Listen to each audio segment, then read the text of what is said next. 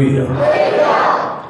இன்று பொதுவாகவே இன்றைய நாளிலும் ஞானஸ்நானம் யார் எடுக்கணும், எங்கு எடுக்க வேண்டும் என்றெல்லாம் அதற்கு மாதிரியாக ஆண்டவராய் இயேசு ஞானஸ்நானம் பெற்றார். அந்த வசனத்தோடு கூட வாசிப்போம். மத்தேயு எழுதின சுவிசேஷம் 3வது அதிகாரத்தில் அந்த கடைசி 2 வசனத்தை வாசிப்போமாக. இயேசு ஞானஸ்நானம் பெற்று நல்லா புரிந்து கொள்ள நான் நேற்று தான் அதை குறித்து ஒரு நல்ல ஒரு விளக்கம் கொடுத்தேன். ஜலத்திலிருந்து என்ன செய்தாரா, கரையேறினார்கள் என்று தான் பார்த்தோம். பேசுகிறார். அல்லேலூயா. அப்போ ஞானஸ்நானம் பெறுவதற்கு தண்ணீர் மிகுதியாய் தேவைப்படுகிறது. தண்ணீருக்குள் இறங்கி எடுக்கொண்டிருக்கிறேன். நான் அதற்கு ஆதாரமாக நான் நேற்று என்னுடைய ஞானஸ்தானம் சிறு குழந்தையாக இருக்கும்போது எனக்கு ஞாபகம் ஒரு 3 மாதத்துலேயே 4 மாதத்துலேயே எனக்கு ஞானஸ்தானம் கொடுத்தார்கள். எனக்கு தெரியாது. ஆமென். அல்லேலூயா. அப்போது அவர்கள் என்ன பண்ணால் அந்த நாட்களில் எங்களுடைய பாரம்பரிய சபையில் தண்ணி எடுத்து தெளித்து தான் கொடுப்பாங்க. இது அன்றைய பழக்கம். ஆனால் ஒரு நாள் என்னுடைய 14ஆம் வயசில் அப்பா இயேசுவை நான் ஏற்றுக்கொண்ட பிறகு 16வது வயதில் நான் முழுகி ஞானஸ்தானம் தான். புரியுது இல்லையா? அப்போது ஒரு தெளிப்பு ஞானஸ்தானம் என்பது பாரம்பரிய ஒரு சடங்கு. அது அல்லேலூயா. முறைப்படி ஞானஸ்தானம் என்பது முழுகுதல். ஆமென். முழுவதும் மறைக்கப்பட்ட நிலையிலிருந்து வெளியே வருவது. இன்னும் நேரத்தில் உங்களுக்கு சொன்னேன், மரித்த மனுஷனை அடக்கம் பண்ணுவதற்கு என்னது ஓமானமானது அடையாளம். அப்போ எதற்கு மரித்தோம்? ரோமர்ல அதனுடைய 6வது அதிகாரம் 2ஆம் வசனத்தை வாசிப்போமாக. எதற்கு? பாவத்திற்கு என்ன செய்தோம்? மரித்தோம். அல்லேலூயா. இப்போ இயேசுவை ஏற்றுக்கொள்வதற்கு முன்னதாக அல்லேலூயா உலக பிரகாரமாய் எல்லாரையும் போல ஏதாவது ஒரு நிலையில் பாவங்களை செய்து பாவ சிந்தைகளோடு பாவ சுபாவங்களோடு நம்முடைய வாழ்க்கை எல்லாமே விக்கிரக வழிபாடுகளுக்கு இடம் கொடுத்து வாழ்ந்து வந்து பேசலாம். அல்லேலூயா. அப்போ அந்த பழைய மனிதன் பேசலாட் மனம் திரும்பி இயேசுவை ஏற்றுக்கொள்ளும் போது அல்லேலூயா அவனுக்குள் என்ன நடக்கிற ஒரு மரணம் சம்பவிக்கிறது. எப்பொழுது அந்த மரணம் அந்த மனிதன் மரிக்கிறான் என்றால் சர்ச்சைக்கு வந்ததுனாலேயோ அல்லேலூயா வருஷமாய் வந்ததுனாலேயோ கிறிஸ்தவ குடும்பத்தில் பிறந்ததுனாலே ஒரு மனுஷனுக்கு அந்த மாற்றம் வராது. ஆமென். அல்லேலூயா. இயேசு எனக்காக என்ன செய்தார்? மரித்தார். அவங்க வாசித்தோம். அநேகருக்காக அநேகருடைய பாவங்களுக்காய் இயேசு என்ன செய்தார்? மரித்தார். ஆமென். அப்ப அவர் பாவம் இல்லாதவர். ஆமென். பாவம் செய்யாதவர். அல்லேலூயா. மரித்தார். எதற்காக? எனக்காக மரித்தார். ஆமென். அதான் சொல்றோம். அந்த கொரிந்தியர் வாசிக்க பார்க்கலாம். பாருங்க சொல்ற 14 தானே. கிறிஸ்துவின் 5:14 கிறிஸ்துவனுடைய அன்பு நெருக்கி என்ன செய்கிறது? ஏறுகிறது. கிறிஸ்துவின் அன்பு. அல்லேலூயா. அப்போ ஏன் எனக்குள் கிறிஸ்து இயேசுவின் மேல் அன்பு நெருக்குகிறது என்றால் வாசிப்போம். அடுத்தது எல்லாருக்காகவும். அல்லேலூயா. யாருக்கெல்லாம்? பிறந்திருக்கிற பிறக்க போகிற சகல மனிதனுக்காகவும். அல்லேலூயா. ஒருவர் மரித்தார். ஆமென். மரித்தவர் யார்? பாவம் செய்யாதவர். ஆமென். மரித்தவர் யார்? பரலோகத்தின் தேவன். மரித்தவர் யார்? சிருஷ்டிகராகிய கர்த்தர். மரித்தவர் யார்? பரிசுத்தமானவர். ஆமென். அது சொல்லப்பட்டு எல்லாருக்காகவும் எல்லாருடைய தண்டனையையும் அவர் ஒருவரே ஏற்றுக்கொண்டார். அப்ப அந்த தண்டனையை நாம் அனுபவிக்கணும். நம்ம எல்லாரும் சாவணும். ஆமென். அந்த சாவில பாவத்தின் சம்பளம் மரணம், நரகம். அப்ப நம்ம எல்லாரும் தண்டனை அனுபவிக்கணும்னா நம்ம எல்லாரும் எங்க போனோம்? அக்னி கந்தமே இருக்கிற கடலுக்கு போனோம். அதான் நமக்கு வைத்த தண்டனை. ஏன்? சாத்தானுக்குரிய தண்டனை அது. சாத்தானுடைய ஆலோசனைப்படி அவன் வழிகளில் நம்முடைய இருதயத்தை விட்டு கொடுத்ததுனால் அவனுக்குரிய தண்டனைக்கு நம்மளும் உடன்பட்டு போய் மாட்டோம். அல்லேலூயா. அப்போ நாம் அந்த மரண தண்டனை ஆகிய நரகத்திலிருந்து அல்லேலூயா நாம் காப்பாற்றப்படுவதற்காக பரலோகத்து தேவன் பூமியில் மனிதனாய் வந்தார். ஆமென். பூமியில் அவர் மனிதனாய் வந்து வேதம் சொல்லுகிறது எல்லாருக்காகவும், என்னது, எல்லாருக்காகவும் சிருஷ்டிகராகிய கர்த்தர் என்ன செய்தார்? மரித்தார். அவருக்கு தேவனாகிய கர்த்தருக்கு சரீரம் உடையவர் அல்ல, மாமிச உடல் உடையவர் அல்ல. ஆமென். நம்மை போன்ற மாமிசமும் இரத்தமும் உடைய சரீரம் உடையவர் அல்ல தேவன். ஆனால் வேற சிறு பிள்ளைகளாகிய நாம் மாமிசத்தையும் இரத்தத்தையும் உடையவர்களாக இருக்கிறது போல அவர் நமக்காக என்ன செய்தார்? மாமிசத்தை இரத்தத்தை உடையவரை பூமிக்கு வந்தார். ஏன்? நாம் அடைய வேண்டிய தண்டனையிலிருந்து நமக்கு விடுதலை கொடுக்க, அந்த தண்டனையை அவர் ஏற்றுக்கொண்டு அனுபவிப்பதற்காக பூமிக்கு வந்தார். தான் சொல்லப்படி எல்லாருக்காகவும் மரித்திருக்க, எல்லாரும் மரித்தார்கள் என்று அப்போ அதை புரிந்து கொள்ளணும். எல்லாருக்காகவும் ஒரு மரித்திருக்க சிலுவையில். ஆமென். அப்ப ஒருவர் மரித்திருக்கிறார் என்று யார் விசுவாசிக்கிறார்களோ, புரியுதில்ல, இதுதான் மாற்றம், ரட்சிப்பு. எனக்காய் நான் மரிக்குவதற்கு பதிலாக இயேசு மரித்தார். அவர் சிந்தின இரத்தம் ஹல்லேலூயா இந்த பாவத்தை போக்க வல்லமை உள்ளது. ஆமென். என்று யார் விசுவாசித்து இருதயத்தில் ஏற்றுக்கொள்ளுகிறார்களோ, மரித்தது. இன்னொரு வசனம் கூட நான் உங்களுக்கு வாசிக்கிறேன். எதற்கெல்லாம் மரித்தோம் என்பதை உங்களுக்கு இன்னும் ஒரு சில வசனத்தை உங்களுக்கு சுட்டி காட்ட விரும்புகிறேன். அவருடைய 1 பேதுருவில் 2வது அதிகாரத்தில் 11 வசனத்தை வாசிப்போம்.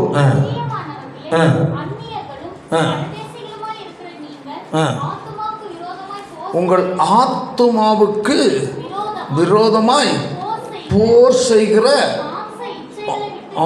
மாமிச இச்சைகள். அடுத்து இன்னும் சொல்லப்பட்டிருக்கிறது. அல்லேலூயா. பாருங்கள், அதாவது உலக வழிபாட்டிற்கு நாம் என்ன செய்தோம்? மரித்தோம் என்பதை வாசிப்போம். வசனத்தை கிறிஸ்துவுடனே கூட எதற்கு மரித்தோம்? உலகத்தின். பாருங்க, கொலோசியில் வரும். கொலோசியில் இருக்கிறது. அவருடைய 2வது அதிகாரத்தில், கொலோசியர் 2வது அதிகாரம் 12 வாசிப்போம். முதல்ல அவரோடு கூட என்ன செய்யப்படுகிறோம்? அடக்கம் பண்ணப்படுகிறோம். அப்போ அடக்கம் பண்ணப்படணும்னா அந்த நபர் என்ன செய்திருக்கணும்? செத்துருக்கணும். அப்போ நம்ம அங்கே வாசித்தோம், எதற்கு மரித்தோம்? பாவத்திற்கு மரித்தோம், இல்லையா? இங்கே என்ன சொல்லப்பட்ட இந்த 2வது அதிகாரத்தில் 20ஆம் வசனம் வாசிப்போம். உலகத்தின் வழிபாட்டிற்கு என்ன செய்தோம்? மரித்தோம். அல்லேலூயா. அப்போ உலக வழிபாடு, கையை வைத்து சொல்லுவோம்.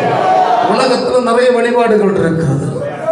தொழுகை முறை, பைசலாட், பாருங்க, உலகத்தில் நிறைய காரியங்கள் இருக்கு. ஆமென். அவைகள் எல்லாருக்காகவும் நாம் என்ன செய்தோம்? மரித்தோம் என்று ஒருவராகி இயேசு மரித்திருக்க அதை விசுவாசித்து நாம் அறிக்கப்பட்டுகிறோம். இயேசுவோடு கிறிஸ்துவோடு பாருங்க, அதில் ஒன்று சொல்லப்பட்டிருக்கிறது. உலகத்திற்காக கிறிஸ்துவோடு நான் சிலுவையில் என்ன செய்யப்பட்டேன்? அறையப்பட்டேன். ஆமென். சிலுவையில் நாம் அறையப்பட்டேன். இயேசு அடிக்கப்பட்டார், நானும் அவரோடு கூட இந்த உலகத்திற்காய் பாவத்திற்காக நான் என்ன செய்யப்பட்டேன்? அடிக்கப்பட்டேன். ஆமென். அப்போ அந்த நிலையில் மனம் திரும்பி மரித்த நபர் தான் என்ன செய்ய போறோம்? அடக்கம் பண்ணுவது ஞானஸ்நானம். அப்போ அடக்கம் பண்ணுவது என்றால் பண்ணணும்னா முழுவதும் என்ன செய்யப்பட? மறைக்கப்பட வேண்டும். இயேசு ஞானஸ்நானம் எடுத்தார். வாசிக்கும் மத்தேயுவில் வாசிங்கள். யோவானால் ஞானஸ்நானம் பெறுவதற்கு ஏன் இயேசு ஞானஸ்நானம் எடுக்கணும்? அப்ப இயேசு நமக்கு ஒரு மாதிரியை வைத்திருக்கணும். இயேசுவே ஞானஸ்நானம் எடுத்தாருன்னா நானும் கட்டாயம் என்ன செய்யணும்? ஞானஸ்நானம் எடுக்கணும். ஞானஸ்நானம் எடுக்காம பரலோகத்துக்கு போக முடியாதா? அப்படியெல்லாம் கேள்விக்கு இடமே இல்லை. ஏன்? என் இயேசு ஞானஸ்நானம் எடுத்தார். பாருங்க, அவன் ஞானஸ்நானம் எடுக்க வர தடை செய்தான். யோவான் ஸ்நாபகத்தில் ஞானஸ்நானம் எடுப்ப வந்து கேட்குறாரு, எனக்கு ஞானஸ்நானம் வேணும் கொடு. அவர் சொல்ல தடை பண்ணான். நான் உம்மாலே நான் ஞானஸ்நானம் எடுக்க நீர் என்னத்தில் வரலாமா என்று கேட்கிறான். பாருங்க, அப்ப இயேசு என்ன சொல்றாரு? இப்பொழுது இடம் கொடு. ஏனென்றால் அவர் தேவனுடைய குமாரன் என்பதை அவன் அறிவான். அல்லேலூயா. அப்ப தேவனுடைய குமாரனுக்கு ஞானஸ்நானம் கொடுக்க தகுதி கிடையாதுன்னு தன்னை தாழ்த்துகிறார். பாடு சொல்றாரு, இப்பொழுது இடம் கொடு. ஏன்னா இப்படி எல்லா நீதி என்ன செய்யணும்? நிறைவேற்ற முடியும். அப்ப தேவ நீதியை நிறைவேற்றுவது ஞானஸ்நானம். அல்லேலூயா. இப்போ நம்ம என்னதான் கட்சிக்கு போனாலும் எங்கே போனாலும் சில சொல்லுவாங்க, நான் தான் நேரம் நீங்க சாட்சி சொல்லும்போது ஒருத்தரை தனித்தனியாக கேட்டேன், எதுக்கு ஞானஸ்நானம் எடுக்கிறீங்க? ஏதோ உலகத்தில் நல்லா இருக்கலாம், வசதியாக இருக்கலாம், ஜாலியாக இருக்கலாம், சம்பாதிக்கலாம், பெரிய ஆளாக இருக்கலாம், நல்ல செலவு இடத்துல ஞானஸ்நானம் எடுப்பாங்க. எப்படின்னா, தம்பி ஒன்று நான் கொடுக்குறேன், நீ சர்ச்சுக்கு போய் ஞானஸ்நானம் எடுத்தால் எரிஞ்சுடுறேன், கொடுத்துட்றேன். ஆமாம். அப்போது பொண்ணு கட்டுறதுக்கே சர்ச்சைக்கு வருமா? அல்லேலூயா. நம்ம சர்ச்சில் நிறைய முன்னே எப்படி நடந்துருக்கு. நானும் சரி இவ்வளோ வேகமாக நிற்கிறேன்னு நான் கொடுத்துட்ருக்கிறேன். அந்த தண்ணிக்குள்ளே அவன் முழுகினதோட சரி, அவன் எங்கே கரையாடுறான்னு தெரியாது. அதிர்ஷ்டம். ஞானஸ்நானம் என்பது சடங்கல்ல, அறியல். அது உண்மையான ஒரு காரியம். மனம் திரும்பினவன். நம்ம சர்ச்சில் அப்படி எடுத்துருக்குறாங்க. முன்ன எடுத்த ஒன்றும் இப்போ இல்லை, நினைக்க முடியாதுங்க. அல்லேலூயா. அதாக நான் ரொம்ப கண்டிப்பாக பேசுகிறது.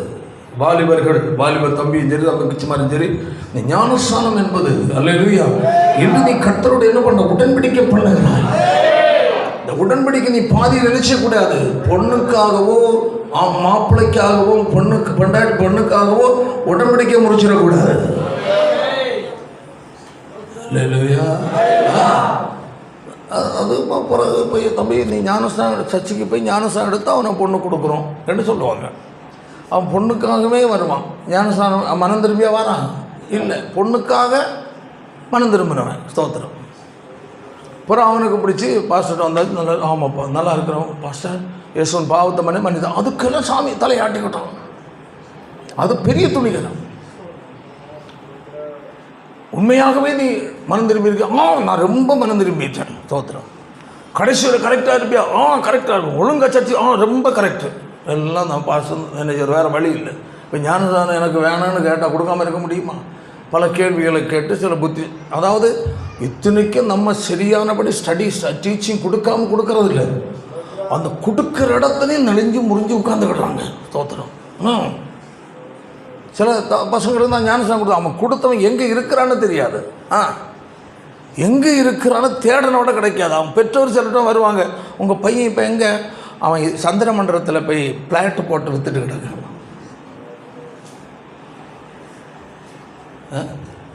இதுதான் விஷயம். ஒரு தடவை கேட்டால் உங்கள் பையனை காணோம் என்ன? அவன் விமானத்துக்கு பெயிண்ட் அடிச்சுட்டு இருக்கான். நம்ம விமானம் பறந்துட்டு இருக்கும்போது பெயிண்ட் அடிப்பான் போட்டிருக்கான். இந்த மாதிரி அந்த மனம் திரும்பாததுகளை வச்சு ஒன்றும் செய்ய முடியாது. அவன் என்னைக்குமே தலைவலி தான். ஸ்தோத்திரம். சர்ச்சைக்கு வர மாட்டான். ஏன் தம்பி வரல? அங்கே வந்து 2-3 மணி நேரம் டிவிக்கு முன்னாடி ஏன்டா நீ உட்காந்துட்டு இருக்கிறேன்னு கேட்குறேன்.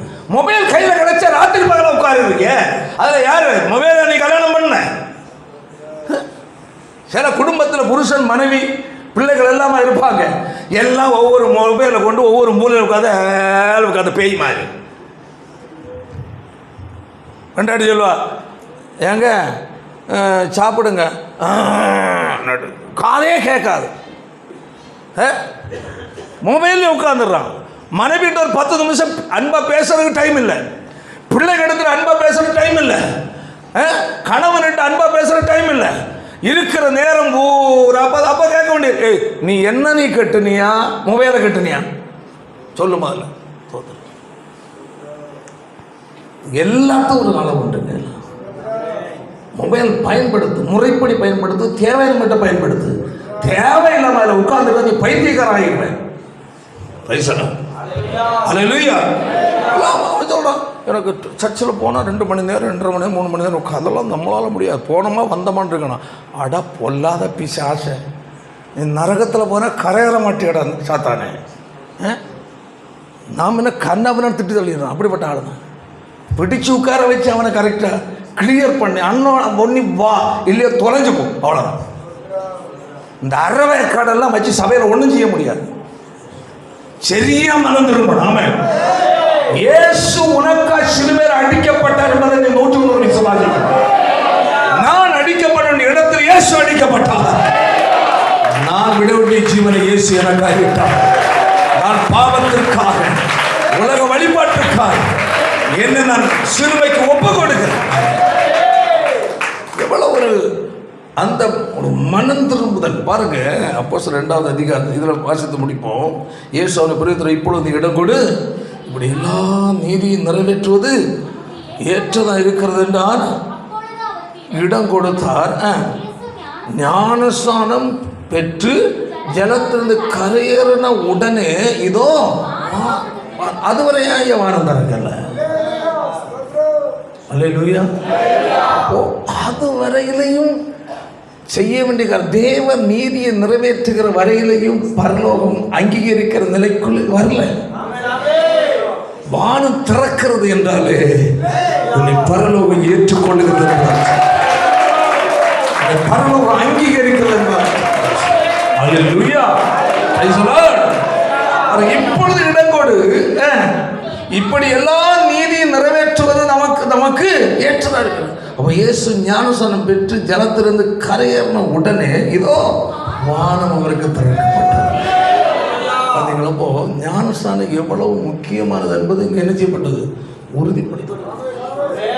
மனம் திரும்பின ஒரு தேவனுடைய பிள்ளை ஞானஸ்நானம் நீ எடுக்கிறாய் என்றால் அது ரொம்ப முக்கியம். உன்னை பரலோகம் அங்கீகரிக்கிறது. பரலோகத்தோட ஜீவபுருஷனுடைய பெயர் எழுதப்படுகிறது. சொல்ல அடுத்து என்ன சொல்லப்பட்ட பரிசுத்த ஆவியானவர் புறாவை போல் அங்கு என்ன செய்தார், இறங்கி வருகிறதை கண்டார். அல்லேலூயா. சொல்லிட்டு அடுத்தது ஒரு சத்தம் உண்டாகி என்னுடைய யாரா இருக்கிற தேசகுமார். பாருங்க, எல்லாமே அந்த ஞானஸ்நானத்துக்கு பிறகு நடக்கிற காரியங்கள். அவர் தேவகுமாரன் தான். அந்த பரலோகம் அங்கீகரிக்கிற செயலை இயேசு நிறைவேற்றவுடன் அல்லேலூயா, இவர் என்னுடைய நேசகுமாரன், இவர்கள் என்ன செய்கிறேன், பிரியமா இருக்கிறேன். பார்த்தீங்களா? அப்போ ஞானஸ்நானம் பரலோகம் அங்கீகரிக்கிற ஒன்று. தேவன் உங்கள் மேல் என்ன வைக்கிற, ஒரு பிரியம் வைக்கிறதா, அவ்வளவு மிக முக்கியமானது. அல்லேலூயா. தேவனுடைய பிள்ளைகள் தான் ஞானஸ்நான விஷயத்தில் எந்த ஒரு இதுவும் இல்லை. பாருங்க, என்னுடைய 1 பேதுருவில் 3வது அதிகாரம் 21ஆம் வசனத்தை வாசிப்போம். ஞானஸ்நானமானது மாமிச அழுக்கு, அதாவது சடங்காச்சாரம் அல்ல. ஆமென். நான் மதம் மாறிட்டேங்க. கிறிஸ்தவம் மதம் கிடையாது, அது மார்க்கம். ஆமென். பரலோக வாழ்வை கொடுக்கிற ஒரே தெய்வம் இயேசுதான். மனிதனுக்காய் ஜீவனை கொடுத்து ரத்தம் சிந்தி மரித்து அடக்கப்பட்டவரும் 3ஆம் உயிரோடு எழுந்தவரும் அவர் ஒருவரே. பரிசுத்தமாக்குறவரும் பரிசுத்தமானவர் அவர் ஒருவரே. அல்லேலூயா. அவரால் அன்றி பாவத்திலிருந்து விடுதலைக்கு வழியே இல்லை. ஆமென். ஏன்னா அவர் சிருஷ்டிகராகிய தேவன். ஆமென். அவரால் தான் நமக்கு பாவத்தை விடுதலை. அல்லேலூயா. இயேசுவை யார் ஏற்றுக்கொள்ளுகிறாரோ ஆமென், அந்த பாவங்கள் மன்னிக்கப்படும். அவன் மதம் மாறவில்லை. அவன் என்ன இல்லை, மதமா. கிறிஸ்தவம் மதம் கிடையாது. இயேசு தான் மதத்தை ஸ்தாபிக்க வந்தேன்னு அவர் சொல்லவே இல்லை. நானே வழி சத்தியம் ஜீவனும், என்னாலே அன்று ஒருவனும் பிதாவினிடத்தில் பரலோகத்துக்கு வரமாட்டான். பரலோக ராஜ்யத்திற்கு ஒரு நபரை சேர்க்க தகுதியானவரும் வல்லமை உள்ளவருமாகிய ஒருவர் இயேசு. கட்டாயம் எந்த நபரும் இதில் அவன் எந்த மதத்தை, அந்த மதத்தில் இருக்க நிறைய இருக்கிறான் வேற மதம். ஆனால் கிறிஸ்தவம் மதம் அல்ல, மதமாக நினைத்து வாழ்கிறார்கள். கிறிஸ்தவத்தை மதம் என்று நினைக்கிறவர்களுக்காக டிசம்பர் 25ஆம் தேதி பண்டிகை வந்துச்சு. ஆமாம், அதில் போய் அவங்க போய் தண்ணியெல்லாம் அடித்து ஜாலியாக டூரு போய் அங்கங்கே பீச்சு பார்க்கு எல்லாம் போய் நிறைய பேர் எல்லாம் இன்னும் ரிசல்ட்டுக்கு வரல. ஆக்சிடெண்ட்டில் நிறைய பேர் சேர்த்துருப்பாங்க, எல்லாம் செய்திருப்பான், பிடிச்சிட்டு அடியெல்லாம் போட்டிருப்பான், எல்லாம் செய்திருப்பான் பேசுகிற. அது மதத்தாருக்குரியது. ஆமாம், நாம் மதத்தை பின்பற்றுகிறவர்கள் இயேசுவை பின்பற்றுகிறோம். இயேசுவை பின்பற்றுகிறவர்கள் அல்ல, அந்த சடங்காச்சாரத்தில் அல்ல முக்கியத்துவப்படுத்த மாட்டார்கள். ஆமென். அதை சொல்லப்பட்டிருக்கு. அதற்கு ஒப்பனையான ஞானஸ்நானமானது மாமிச அழுக்கை நீக்கிறதா இராமல் தேவனை பற்றும் நல் மனசாட்சியின் என்னது உடன்படிக்கை. ஆண்டவரோடு என்ன பண்ணுகிறோம்? உடன்படிக்கை. தண்ணீர் ஞானஸ்நானத்தின் மூலமாய் தேவனோடு நீ உடன்படிக்கை பண்ணுகிறோம். ஆமென். அந்த உடன்படிக்கை என்ன? ஆண்டவரே, நீர் எனக்கா நீர் மரித்தீர் என்பதையும் எனக்கு அந்த இரத்தத்தை சிந்துவீர் என்பதை நான் விசுவாசிக்கிறேன். ஆமென். இதுவரையில் நான் உலகத்திற்கு ஏற்றபடி உலகத்திற்காக மனம் போல வாழ்ந்து கொண்டிருந்தேன். இன்று முதல் நான் உமக்காக வாழ்றேன்.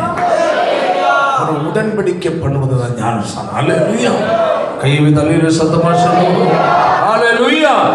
சொல்லப்பட்டது 4 அதனுடைய 4வது 3ஆம் வசனத்தை வாசிக்கும் போது, நாட்களில் நாம் புற ஜாதிகளுடைய இஷ்டத்தின்படி நடந்து கொண்டது போதும்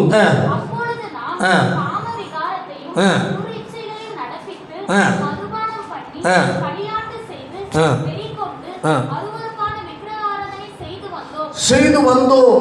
எப்போ? முன்ன. அல்லேலூயா. அப்ப அது ஒரு உலக வழக்கம். அப்ப இயேசுவை ஏற்றுக்கொள்வதற்கு முன்பதாக, ஞானஸ்நானத்துக்கு முன்பதாக நாம் அப்படி செய்து கொண்டிருந்தோம். அடுத்தது, அந்த துன்மார்க்க ஊழையிலே அவரோடு கூட நீங்கள் விழாமல் இருக்கிறதுனாலே ஆச்சரியம் பாருங்க. அப்போ ஆச்சரியப்படுகிற நிலையை மாற்றுகிறார். ஆனால் வேதத்தில் உங்களுக்கு தூசிப்பாங்க பேசுவாங்கன்னு சொல்லப்பட்டிருக்கு. ஏன்? அவங்கள போல நீங்க வாழாதாரா அவங்கள பேசுவாங்க. அல்லேலூயா. Praise the Lord. ஆனா தேவன் எப்படி பாருங்க, 5ஆம் வசனம், நியாய தீர்ப்பு கொடுக்க ஆயத்தமாக இருக்கிறவர்களுக்கு அவனுக்கு கணக்கு ஒப்புக்கணும். அப்போ தேவன் ஒரு நாள் நியாயாதிபதியை வெளிப்படுவார். ஆமென். கிறிஸ்துவை பின்பற்றாதவர்கள், கிறிஸ்தவத்திற்கு எதிராக எழும்புறவர்களை கர்த்தர் என்ன செய்வார்? நியாயம் தீர்ப்பார். அல்லேலூயா. Praise the Lord. ஒரு தேவனுடைய ஞானஸ்நானம் நாம் எடுக்கிறோம் என்றால் அதற்குரிய ஆயத்தத்தோடு எடுக்க வேண்டும். எடுத்த பிறகு நாம் என்ன செய்யணும் என்பதாக. அல்லேலூயா. பாருங்க, அதனுடைய அப்போஸ்தலர் நடவடிக்கைகள் 2வது அதிகாரம் 40 வாசிப்போம்.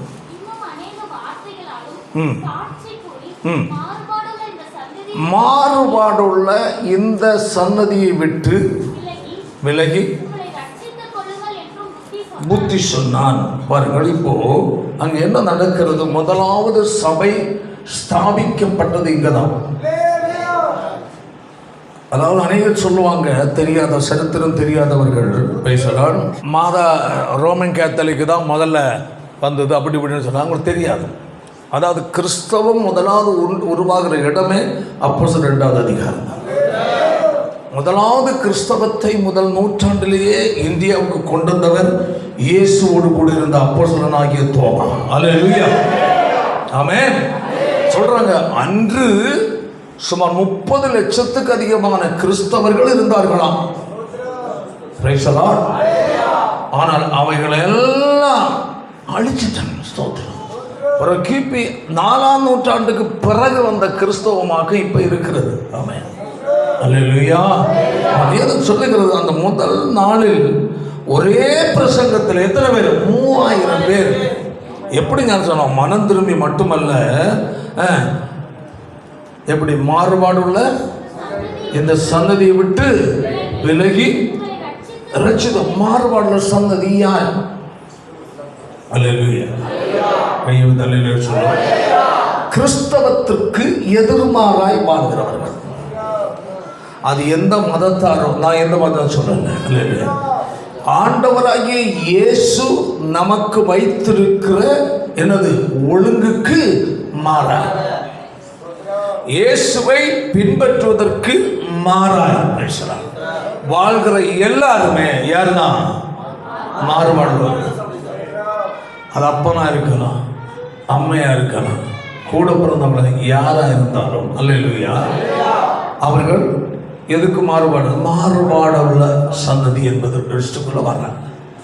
ஆனால் அவர்கள் மனம் திரும்புவதற்கு அவர்கள் சுசிக்கலாம். அவர்களை பகைக்கவோ அவர்களை வெறுக்கவோ அல்ல. அல்லேலூயா. அவர்கள் மேல் ஒரு அன்பு நம்ம எப்படி கூறணும்னா, என்னை கர்த்தர் ரட்சித்தார், ஆமென், என் குடும்பத்தாரை கர்த்தர் ரட்சிக்க வேண்டும் என பிரயாசப்பட வேண்டும். அப்போ அந்த மாறுபாடுள்ள சந்ததியை விட்டு ஏன் பிரிய வேண்டும் என்றால், பிரிவதென்றால் சரீர பிரகாரமானதல்ல, இறுதிபூர்வமான விலகல். ஆமென். அதாவது ஆண்டவர் சொல்றார் பாருங்க, மனைவியாவது தகப்பனையாவது தாயையாவது சகோதரனையாவது பிள்ளைகளையாவது சகோதரியாவது என்னிலும் அதிகமாக நேசிக்கிறவன் எனக்கு யாரல்ல, சீசன் அல்ல, தகுதியானவன் அல்ல அல்ல. அப்போ அவர்களை வெறுக்க சொல்லவில்லை, அல்லேலூயா. ஆனால் முதல் இடம் யாருக்கு? இயேசு. இயேசுவை பார்க்கல இந்த உலகத்துல நீ யார் மேல என்ன வைக்க முடியாது? அன்பு வைக்க முடியாது. அவர் சொல்ல, இயேசுவை பார்க்கலும் நீ ஒரு அப்பன் அம்மையா இருந்தாலும் சரி, ஒரு சகோதரன் சரி, ஒரு மனைவியா இருந்தாலும் கணவனா சரி, பிள்ளை யாருக்கு நீ முதலிடம் கொடுக்க தேவன் என்ன செய்ய மாட்டான்? அனுமதிக்க மாட்டான். நீ அவருக்கு நீ முதலிடம் கொடுத்தா, அல்லேலூயா, ஒரு குடும்பத்தில் அவர் முதன்மையானவராக இருந்து உன்னை நடத்துவார். உன் வாழ்க்கையில கர்த்தர் செய்ய வேண்டிய செய்வார். அல்லேலூயா. சொல்லுவாங்க என்ன என்ன எப்படி ஆமா எப்படி எல்லாம் நல்லா இருக்காங்க அப்படி இப்படி எல்லாம் சொல்லிட்டு வருமா, இருதயத்தை ஒரு ஆளுக்கு தான் ஒருவருக்கு என்ன செய்துட்டேன்? கொடுத்துட்டேன் இருதயத்தை. அப்படியா? யாரு கொடுத்த? ஒருத்தன் பிடிச்சிட்டான், ஒருத்தி பிடிச்சிட்டான் சொல்லிடும். அவன இருதயம் என்னாச்சு? யாரையும் அவன் காதலிக்கிறான்னு அர்த்தம். அதுக்கு அதுதான் கொடுத்துட்டேன் வயசெல்லாம். ஓ, அப்போ இதயத்தில் வேற யாருக்கு இடம் இல்லை. ஓன்னு இயேசுவுக்கு அதியா. அப்போ காதல் என்றுள்ளதான அந்த கர்மாந்தரத்தில் நீ விழுந்ததுனால இயேசு வெளியே வந்துட்டார். இயேசு வெளியே தள்ளிட்டார். ஒரு தேவனுடைய பிள்ளைக்கு காதல் என்பது வேதத்தின் அடிப்படையில் பாவம். புரிஞ்ச மட்டும் ஒரு அலையில சொல்லுங்க. புரிந்து எல்லாரும் யோசிக்கிறாங்க. 100க்கு 100. ஆமென். திருமணத்திற்கு முன் காதல் இல்லை, திருமணத்துக்கு பிறகுதான் காதல். காதலிச்சு திருமணம் பண்ணியா இல்லை காதலிக்காத? நான் திருமணத்துக்கு பிறகுதான் காதலிச்சேன் அப்படி சொல்லணும். ஆமாம், அதான் முறை. வேத சொல்ல ஒரு காதல் என்பது எப்படி உண்டாகிறது? இச்சையினால். ஒரு ஸ்திரீயையும் சரி ஒரு புருஷனையும் சரி இந்த இருதயத்தில் என்ன செய்கிறார்? விரும்பி தான் காதலிக்கிறார், இச்சிக்கிறாய். அவர்களுடைய அழகையும் சரி, அவருடைய பல்லையும் சரி, மூக்கையும் சரி, கண்ணையும் சரி, முடியையும் சரி, நடையும் சரி, பேண்டையும் சரி, சட்டையும் சரி, நிற்கிறையும் சரி, அல்லேலூயா, நீ இச்சிக்கிறாய். அவரிடத்தில் ஒன்று உன் இருதயத்தால் என்ன செய்யப்பட்டு ஈர்க்கப்படுகிறது, இச்சித்து. மேன் அதாக பாவம் தேவராத.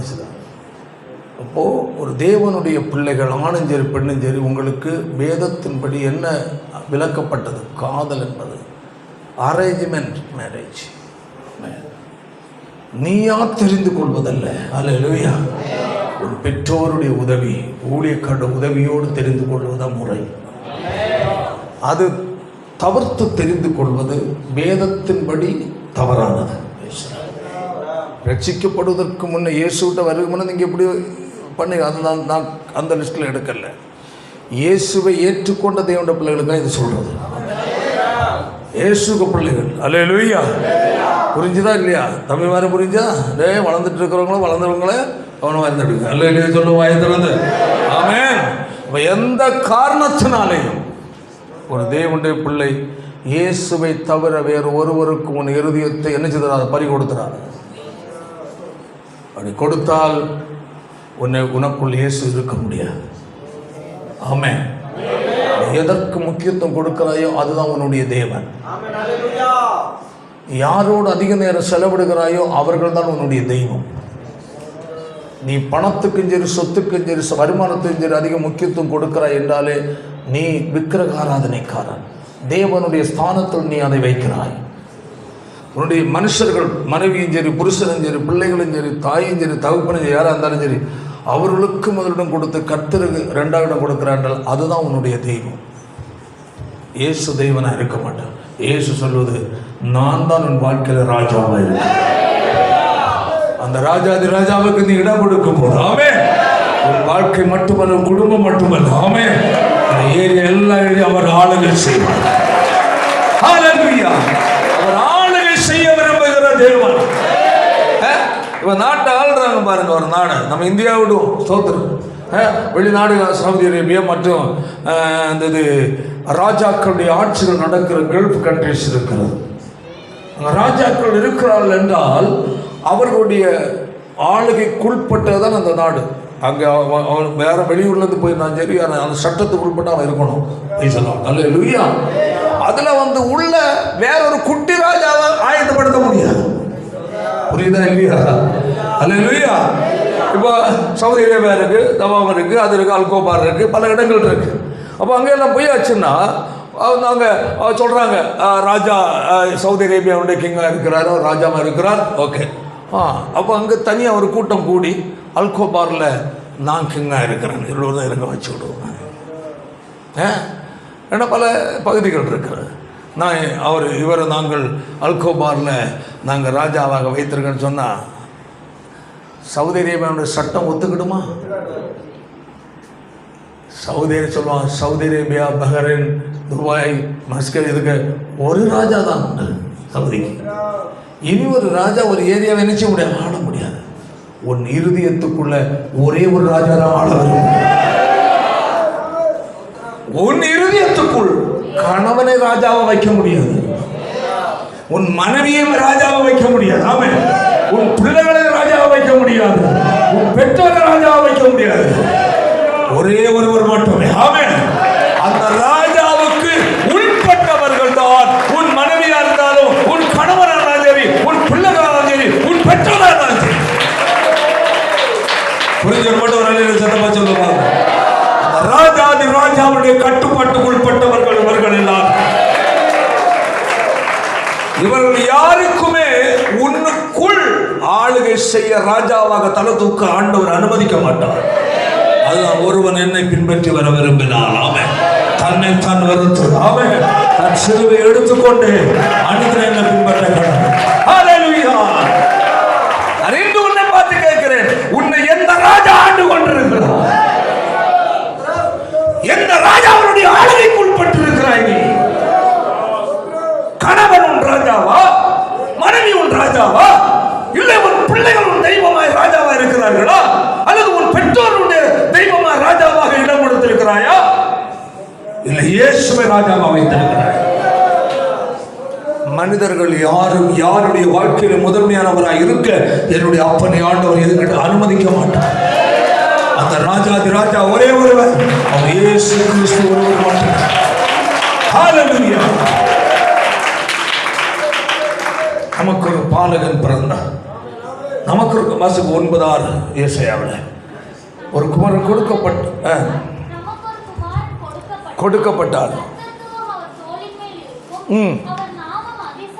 அவர் நாமம் எப்படிப்பட்டவர்? அதிசயமானவர். கர்த்தத்துவம் என்றால் ஆளுகை என்பது அர்த்தம். அல்லேலூயா. அப்போ இயேசுவை பொறுத்தவரைக்கும் ஒரு மனிதனை, அவனை மட்டுமல்ல அவன் குடும்பம் எல்லாவற்றையும் ஆளுகை செய்ய விரும்புகிற ராஜா. ஆனால் சொல்லுவான், இந்த வீட்டின் தலைவர் இயேசுன்னு போட்டிருப்பாங்க, ஆனால் அங்கே வீட்டில் சிங்காசனம் பிசாசுக்கு வச்சிருக்கு. தயவு செய்து எந்த ஒரு தேவனுடைய பிள்ளைகளையும் ஆண்டவரை தவிர வேறு யாருக்கும் உங்களுடைய வாழ்க்கையிலேயோ இருதயத்திலேயோ முதன்மையான ஸ்தானத்தை கொடுக்காதீர்கள். எல்லாரையும் நேசியுங்கள், அன்பு கூறுங்கள். ஹல்லேலூயா. உனக்கு முதன்மையானவர் ஆண்டவர் இயேசுவாக மட்டுமே. அப்போதான் உன்னுடைய குடும்பமும் சரி, உன் பிள்ளைகளும் சரி, உன்னுடைய வாழ்க்கையும் சரி, உன்னுடைய எதிர்காலம் சரி, உன்னுடைய தொழிலும் சரி நல்லா இருக்கும். ஆமென். இல்லாமல் வேறு சிலருக்கு நிறைய வருமானங்கள், இப்போ நம்ம சபையில் அந்த பிரச்சனை இல்லை, ஆனாலும் கூட நாம் போதிக்க வேண்டிய 100 தான் போதிப்பேன். அல்லேலூயா. சிலருக்கு நல்ல ஒரு ஜாபில் இருக்கிற ஐடி கம்பெனியில் வேலை வேறு ஏதோ கம்பெனியில் வேலை பண்ண, இல்லை ஒரு இது கலெக்டராக இருக்கிறாங்க, அல்லது வேறு ஏதாவது ஜாபில் இருக்கிறாங்க, அல்லது ஒரு அதிகாரியாக இருக்கிறாங்கன்னா அவர்களுக்கு ஆண்டவர் அல்ல முக்கியம். எது? அவங்களுடைய பதவி தான் முக்கியம். ஆண்டவர் எல்லோரும் இருந்தது கோவிலை சுற்றி வாரது போகிற மாதிரி சர்ச்சைக்கு போகிறது. ஸ்தோத்திரம். சாமி இங்கே என்னது? இதுக்கு அர்த்தம் என்ன? பிதா சுதன் பரிசுத்தாவியம் பேசலாம்.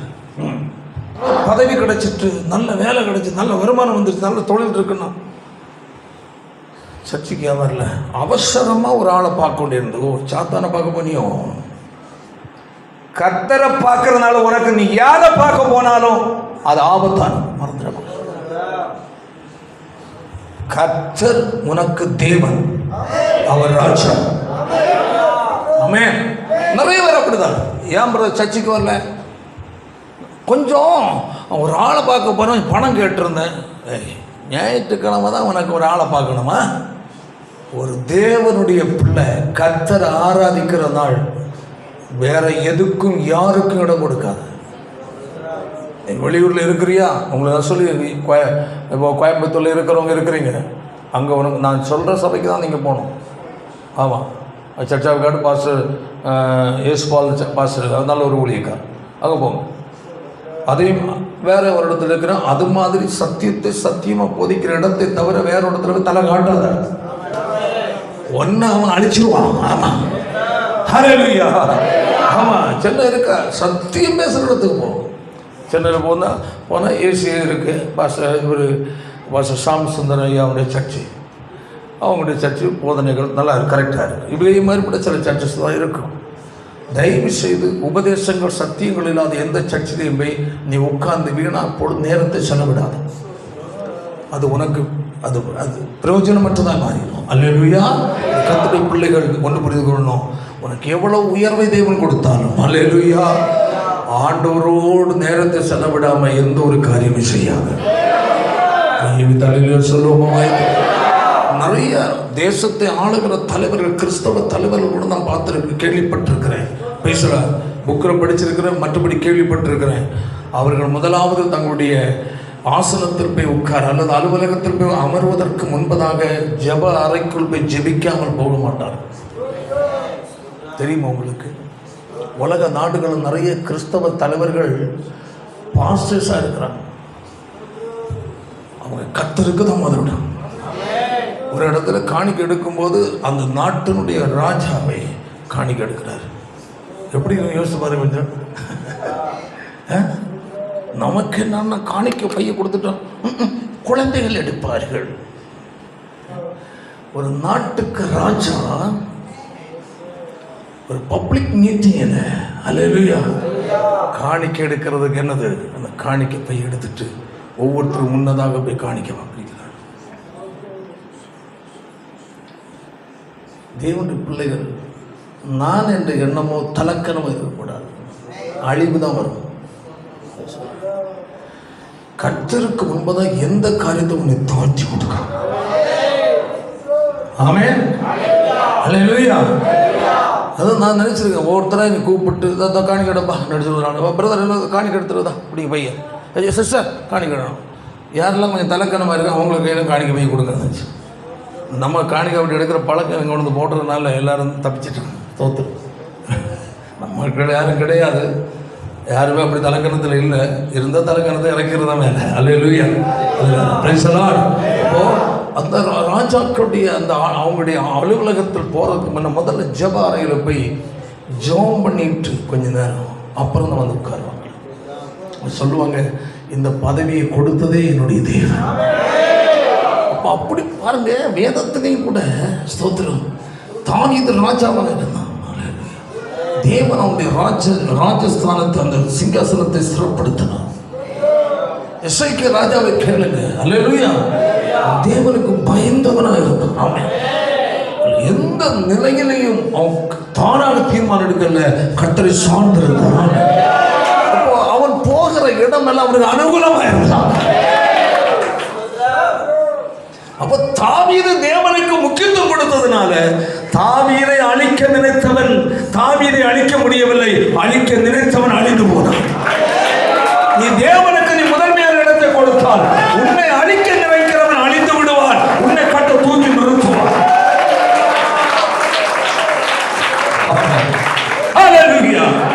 எசேக்கியேலை பற்றி படிச்சு பாருங்க. அதுல 18வது அதிகார ராஜாக்கள் புஸ்தகத்துல அதனுடைய 2-3 வசனத்தை வாசிக்க பார்க்கலாம்.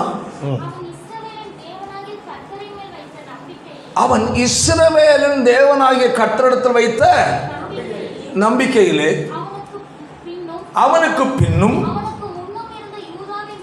முன்னும் இருந்த யூதாவின் ராஜாக்களில்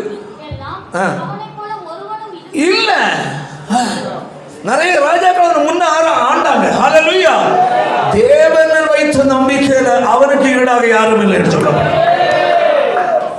அடுத்தது பின்வாங்காமல் எப்படியா சார்ந்து அவரை சார்ந்து, அப்படி என்றால் அவருடைய சத்தத்தை மட்டும் கேட்க தன்னை ஆயத்தப்படுத்திக் கொண்டார். ரட்சிக்கப்பட்ட ஒரு தேவனுடைய பிள்ளை. ஹல்லேலூயா. உனக்கு ஒரு ராஜா உண்டு. ஆமென். அவன் வானத்தை உண்டாக்குகிற தேவனாகிய கர்த்தர். அந்த ராஜா உன் குடும்பத்தை ஆளட்டும், உன் வாழ்க்கையை ஆளட்டும், உன் எதிர்காலத்தை ஆளட்டும். அதற்கு நீ இடம் கொடு. ஆமென். உன்னை நடத்த அவர் வல்லமை உள்ள தேவனாக. ஹல்லேலூயா. தேவனுடைய நம்முடைய வாழ்க்கையில அப்படி ஒரு ஆழமான தீர்மானம். ஆண்டவர் என்ன ஆனாலும் சரி, எனக்கு 100% நீர் தான். எது இருந்தாலும் யார் இருந்தாலும் இல்லாமல் இருந்தாலும் ஆமென், அவர்கள் மேல் நான் அன்பு பாராட்டுவேன். ஆனால் உன்னை என்னை முழு இருதயத்தோடு நேசிக்க எனக்கு ஒருவர் நீர் ஒருவர். கர்த்தருக்கு உங்க வாழ்க்கையில முதலிடம் கொடுத்து பாருங்க. உங்களை அதிசயமாய் நடத்துகிற நீங்க அறிவீங்க. ஆமென். அழிந்தாலும் ஒரு முக்கியமான ஒரு காரியத்தை சிந்தித்து கொண்டு ஒரு சிலர்கிட்ட பேசிட்டு இருந்தேன். அதாவது நான் இன்னைக்கு முன்ன நான் ஊழியம் பெங்களூரில் ஸ்டார்ட் பண்ண டைமில் அங்குள்ள மக்கள் என்னை ரொம்ப அன்பின் அடிப்படையிலையும் விருப்பத்தின் அடிப்படையிலையும் அவங்க ரொம்ப என்ன இப்படி இழுத்தாங்க. பாஸ்டர் இப்படி சொன்னாங்க, அவங்களுக்கு சொல்லி இருக்கிறேன், ஆனாலும் அவங்களுக்கு சொல்கிறேன். அதெல்லாம் வில்லேஜ் பாஸ்டர் பெங்களூர் கடத்தூர். அங்குள்ள மக்கள் எல்லாம் காணிக்கையும் கொடுக்க மாட்டாங்க, ஒன்றும் கொடுக்க மாட்டாங்க. நீங்கள் குடும்பமாக மனைவி பிள்ளைகளோடு நீங்கள் இங்கே வாங்க, உங்களை நாங்கள் வீடு நாங்கள் வாடகை எடுத்து கொடுக்குறோம், உங்களுக்கு என்ன செய்யணும் நாங்கள் செய்கிறோம், உங்கள் பிள்ளைகளை நாங்கள் படிக்க வைக்கிறோம். இப்படியெல்லாம் என்ன கூப்பிட்டான். இங்கே இருந்துட்டு நீங்கள் அங்கே வேணா போங்க, இல்லைன்னா அங்கே ஒரு ஆளை கடத்தூரில் போடுங்க, இப்படியே சொன்னாங்க. நான் சொன்னேன், அல்லேலூயா, எனக்கு ஆண்டவர் தரிசனம் கொடுத்தது கடத்து. அதை விட்டு தான் பெங்களூரில் வந்து உட்கார்ந்துருக்க பணம் சம்பாதிக்கலாம், சொகுசான வாழ்க்கை அனுபவிக்கலாம். ஆனால் தேவனாகிய கர்த்தரை விட்டு நான் வழி விலகினவனாக காணப்படும். யூதாஸ் 30 வெள்ளி காசுக்காக இயேசுவை விட்டு கொடுத்தது போல நான் என் தரிசனத்தை செழிப்பான வாழ்க்கைக்காக விட்டது மாதிரி இருக்கும். ஆனால் வர முடியாது. அந்த ஒரே ஒரு காரணத்தில் அந்த சபையை உடைச்சிட்டு போனாங்க. அவங்க என்ன எப்படி இருக்காங்க எனக்கு தெரியாது. ஒரு நாள் அந்த ஃபஸ்ட்டு அவங்க இடத்துக்கு போகும்போது இந்த இது மற்ற இவங்க போகும்போது சிவப்பு கம்பளம் விரிச்சது மாதிரி எனக்கு பட்டு துணி விரிப்பாங்க ஒயிட் நடக்கிறதுக்கு அப்படியாக இருந்தாங்க. ஏன்னா அப்போ நான் தயவுசெய்து என்ன அப்படி தூக்காதுங்க, நான் மனுஷனாக்கும், நீங்கள் ரொம்ப தூக்குறப்ப அந்த பயமாதிரி எங்கேயோ ஒன்று போட்டுருவீங்களோன்னு சொல்லுவேன், பப்ளிக்கிலே சொல்லுவேன். அன்பு நல்ல தேவை, இப்படியெல்லாம் வேண்டான்னு சொல்லுவேன். ஆனால் உண்மையாகவே போட்டாங்கன்னு வச்சுருவேன். அந்த ஊழியமே எனக்கு வேண்டாம். எதுக்கு இங்கேருந்து 2 வீலரில் போவேன். ஞாயிற்றுக்கிழமை ஆராதனை எங்கே முடிச்சுட்டு 2 மணிக்கு 2 வீலர் நான் எடுத்துக்கின்னா பேசுகிறேன். அது 3:30-4 மணிக்கெல்லாம் அங்கே நிற்பேன். 5 மணிக்கு அங்கே ஆராதனை. ஒவ்வொரு நாளும் வாரத்தில் 2 நாள் போயிட்டு வந்துட்டுருக்கேன். அப்படி சாகாத ராத்திரி 12-1 மணிக்காகவும் என் வீட்டுக்கு வாரது ஞாயிற்றுக்கிழமை நைட்டு. அவ்வளோ கஷ்டப்பட்டு உருவான ஊழியம். அல்லேலூயா. இன்று அது அங்கே நான் இருந்திருந்தால் ஒரு குறைந்தபட்சம் ஒரு 300 பேராவது எனக்கு கற்றுக் கொடுத்துருப்பேன். குறைந்தது. நிறைய மக்கள் எங்கெங்கெல்லாம் வருவாங்க. அல்லேலூயா. சபையை உடைச்சி நாசம் பண்ணிட்டாங்க. பிரைஸ்லார்ட். ஊழியமே வேண்டாம், அதை விட்டுடலாம் என்று நினச்சிட்டு இருக்கும்போதாகும் நல்ல வேலை மகளுக்கு கணவனாக வந்து அதை அவங்க வந்திருக்காங்க. அவங்க பாஸ்டர் வந்ததுனால அவங்க வந்தனா அந்த ஊழியம்னு நிற்கிது, அவ்வளோதான். இல்லைன்னா இல்லை. செய்ய முடியாது. பேசலாம். ஏன் சொல்கிறேன்னா, அல்லேலூயா, கர்த்தர் முக்கியம்னு பார்த்தா ஆமென், கர்த்தர் நம்மளை நிறுத்துவார், தூக்கி நிறுத்துவார். அல்லேலூயா. அதாவது நமக்கு அதான் கூட தம்பி மாதிரி சொன்னாங்க, பரவாயில்ல பாஸ்டர், ஒரு வேளை நீங்கள் அங்கே போய் பணத்தோடு நீங்கள் இருந்தால் கர்த்தருக்காக உண்மையாக ஊழியம் செய்ய முடியாது. இங்கேயும் நாம் அந்த டைமில் இந்த இடத்துக்கு எல்லாம் ஒரு சென்டே 500 கிடைக்கும். இன்றைக்கி 10 லட்சம் இந்த இடம். பெங்களூரில் இடம் வாங்கலாம், இங்கே வாங்க முடியாது. இந்த இடம் 10 லட்சம். அன்னைக்கு வெறும் 500 ரூபா சென்ட் கிடைக்கும். அந்த அளவில் அன்னைக்கு நான் அதை பேச 1 லட்சம் ரூபாய் கையில் இருந்த அந்த ஏரியாவே வாங்கியிருக்கலாம். அப்படி வாங்கி போட்டால் திடீர்னு இந்த டைமில் 10 லட்சம் வைக்கும், நமக்கு இன்னும் ஒரு மனசு வந்துடும், சரி ஒரு அரை ஏக்கரை விற்றுருவோம் பணம். அப்போ நான் யாராக மாற வேண்டி வரும்? ஊழியக்காரன், ரியல் எஸ்டேட் வியாபாரியாக மாற வேண்டி. என் தேவன் எவ்வளோ கரெக்டாக நடத்துகிறாரு. 5 சென்ட் வாங்கி அடுத்த இதில் ஒரு 6 சென்ட் வாங்கி ஒவ்வொன்றும் எப்படி, அதாவது ரொம்ப டைட்டாக தள்ளிட்டு போன மாதிரி தான் நடக்கும். சேத்துல வண்டி இதெல்லாம் எப்படி இருக்கும், இது மாதிரி தான் போகும் வண்டி. தாராளம் காசு தர மாட்டாராண்டார். நிறைய காசு கொடுத்தா தொலைஞ்சி விடான்னு அவர் தெரியும். இந்த இடம் நம்ம இவர் பக்கத்தில் இருக்கிறார், இவர் அது சார் அங்கே ஒரு 50 சென்ட் இருக்குது சார், சீப் 6000 ரூபா தான் சென்ட், வாங்க நீங்கள் 25 சென்ட் எடுத்து நான் 60, நீங்கள் சர்ச்சை அங்கே கொண்டு போகலாம், அங்கே டாஸ்மாக் இருக்குப்பா. அது சார் என்கிட்ட பணம் இல்லை சார். உண்மையில் நான் சொன்னேன், தேவன் அந்த சொத்து இடம் அதிகமாக வாங்கணும்னு ஒரு எண்ணத்தை கொடுக்காததற்காக என் தேவனுக்கு நான் நன்றி செலுத்துறேன். ஏன்னா கையில் அன்னை பணம் நிறைய இருந்ததுன்னா பல ஏக்கரில் இடம் வாங்கி ஒரு சின்ன சர்ச்சை கட்டிட்டு இருந்திருப்பேன். ஆனால் லாஸ்ட்டில் நான் யாராக மாறுவேன்? இவ்வளோ இடம் நமக்கு எதுக்கு, கொஞ்சம் வித்துடலான்னு என்ன வருமா வராதா? அப்போ தான் யாராக மாறுவேன்? ரியல் எஸ்டேட் வியாபாரி. என் ஆண்டவர் தேவையானதான் கொடுத்தாரு. ஃபஸ்ட்டில் அந்த இடத்த ஏமாற்றி ஒரு 850 ரூபா சென்ட் கொடுத்தான். 4800 ரூபா தான் டோட்டல் 5 சென்ட்டுக்கு. அதை கட்டுறதுக்கு 2 வருஷம் ஆச்சு, கரையம் பண்ணுறதுக்கு. அடுத்தது இந்த 6000 ரூபா, இதுக்கு 2 வருஷம் ஆச்சு கரையம் ஆகிறதுக்கு ஒரு சென்ட். அடுத்தது முன்னாடி 23,000 ரூபா, அதுக்கு கரையம் பண்ணுறதுக்கு அது ஏதோ கஷ்டப்பட்டு எடுத்து என்ன ஏமாற்றி போனான்ட்டு கரையம் பண்ணிட்டு, அடுத்து இங்கடந்து போராடிட்டு வருஷக்கணக்கில் ஆகிப்போச்சு. அப்போது அந்தந்த இடங்களில் கட்ட லிமிட்டாக கொடுப்பாரு. நான் ஆண்டவர் வச்ச கொஞ்சம் அதிகமாக தரக்கூடாது ஆண்டவர், ஆண்டவரை கேட்டிருக்கிறேன். பதில் ஒன்றும் சொல்ல மாட்டார் அவர். அல்ல, எனக்கு நல்லா தெரியும், கொஞ்சம் அதிகமாக கொடுத்தா என்னுடைய திட்டத்தை விட்டு வெளியே போயிடும், நமக்கு தெரியும். இப்போ நான் சந்தோஷப்படுறேன். ஆமே, இந்த அளவில் கர்த்தரை நடத்துறது தான் நியாயம். ஆமே, தாராளமாக கொடுத்துருந்தா நானாக இருந்திருக்க மாட்டேன், ஊழியக்காரனாக இருந்திருக்க மாட்டேன். உண்மையான ஊழியம் செய்ய மனசு வராது. ஆமே, உலகத்தை கர்த்தர் நடத்துகிறாரே. ஆமே, என்னோட கர்த்தர் இருக்கிறார். இந்த ஊழியத்தில் கர்த்தர் இருக்கிறார் என்பது எனக்கு தெளிவாக இருக்கிறது. ஹல்லேலூயா. அதனால ஒரு பாஸ்டர் வந்துட்டு அவங்க சர்ச்சை கொடுத்து ரொம்ப புலம்பிட்டு இருந்தார். பாஸ்டர் ரொம்ப பிரச்சனை இருக்குது, இவனுக்கு என்ன செய்யறது தெரியல. என்னன்னு கேட்டேன். சாப்பாடு கொடுத்தாலும் அது பெரிய சண்டையாக மாறுது. எனக்கு சோறு மட்டும் கொடுத்தா கறி தரல. அடுத்தது வேறு ஏதாவது என்ன நடத்தினாலும் எங்கள் சர்ச்சில் நிம்மதியாக வாழ முடிகிறது இல்லை. சாப்பாடு கிறிஸ்மஸு போட்டுட்டா அந்த பிரச்சனையை கரெக்ட் பண்ணுறதுக்கு 6 மாதத்துக்கு மேலே ஆயிடும். அதில் சண்டை போட்டு போயிடுவாங்களா வீட்டு சர்ச்சை விட்டு. நான் எல்லாமே குழந்தைகளாக தான் இருக்கேன். குழந்தைகள் நிரம்பின இடம். அல்லேலூயா. வைத்தியக்கார ஆஸ்பத்திரி போல பிரயாசப்பட வேண்டிய ஊழியக்காரர். ஏன்னா எல்லாம் வேணும் கத்தம் தோத்தணும். இதை அடுத்து அதை அமர்த்துறதுக்குள்ள வேணும் சரியா போய். இதே மாதிரி குழந்தைகள் புருஷர்களாக இருக்கலாமே. அப்போ புருஷர்களாக மலர்ந்தவங்களாக இருந்தால் சாப்பாடு கிடைச்சாலும் கிடைக்க வந்தாலும் அவன் சாப்பிட்டுங்க, நான் வீட்டில் போய் சாப்பிட்றேன், இவன் இதுதான் வளர்ந்தவன். சொல்ல புரியுதா? கறி கிடைக்கலையா, இந்த 2 கறி சாப்பிடு, எனக்கு சோறு மட்டும் போதும். இதுதான் கிறிஸ்தவன். வளர்ந்தவன் இருந்தான். கறிக்கு சண்டை போடுறவன் கிறிஸ்தவன் இல்லை. எனக்கு கறி துண்டே கிடையாது, வர எலும்பாக கொடுத்தாங்க. ஸ்தோத்திரம். உங்ககிட்ட நிறைய கறியை கொஞ்சம் வெட்டி வச்சு தின்னா. இந்த மாதிரி சண்டை போடுற சபைகள் நிறைய இருக்குது. அவர் வருத்தப்படுறாரு. அதனால் இந்த முறை அந்த பயந்து போய் இந்த சாப்பாடு கொடுக்கல பாஸ்டர், மிச்சரும் ஸ்வீட்டும் வாங்கி கொடுக்குறேன். நான் கட்டாயம் இது முடியும் ஒரு சண்டை உங்க அங்கே வரேன்னு. ஏன் அந்த ஜனங்கள் வந்து அப்படி பிரச்சனை, அவர் கஷ்டப்படுறார். அல்ல அல்லேலூயா, நம்ம தேவனுடைய பிள்ளைகள். ஆமே, நம்ம வயிறு பசியாக இருக்க பிறகு நான் போஷிக்கணும். அதுக்கு நமக்கு ஒரு நான் என் வயிறு நிறைய நினைக்கக்கூடாது.